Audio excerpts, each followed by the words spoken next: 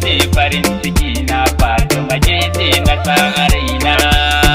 Bani na baki so ne inda rasa za ya zama cuta. Mahmoud NG on the beat. Fati ke ce na sa a raina.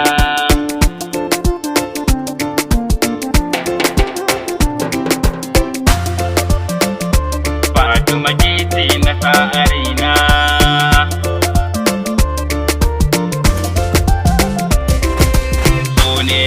Da kauna kare ki guje wanda ke kula yi. Na zo da naukala mai zumbu buhukin ji zaɓi dauri. Kin kama zuciya ta kin yi gidaje da ɗakunan yi. Zo ga wuri ki zauna babu guda wanda zai taɓa shi. In dai da so da kauna dole ka yi wa masoyi bauta. So duniyar nishaɗi in karasa sai ya zama cuta. Fati ki lura sosai zuci da ruhi na baki kyauta.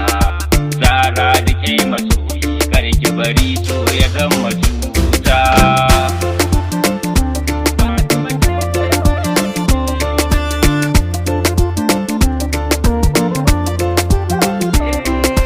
Saka a hankali daidai komai yana zuwa daidai. Fati ki sanya lura dai rafsan masoyi ne ni dai. Mai so yana da bambar ma Fati ki sanya ni dama. In dai na je fagen fama so shi kasa maza girma. Bacce irin na soyayya Fati da ni da ke ɗasɗas. Wanka da sabulu ɗasɗas jawo na zuciya fes-fes. Haske cikin idan ki kakal kyau sai kina da ɗan kwali. Kin zama jini cikin hanta ya zanu barki in wata.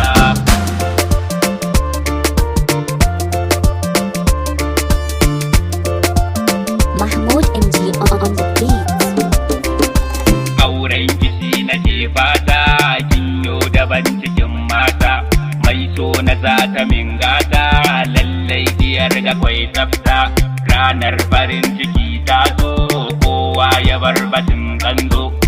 Sai da so ake komai ayyo guri ayo maimai.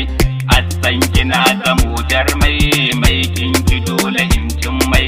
Kin san gyada akwai bawo farin cikin ki zan kawo. Koda da yan kuɗi na siyo da dai a ce ki ban dama. Yardar ki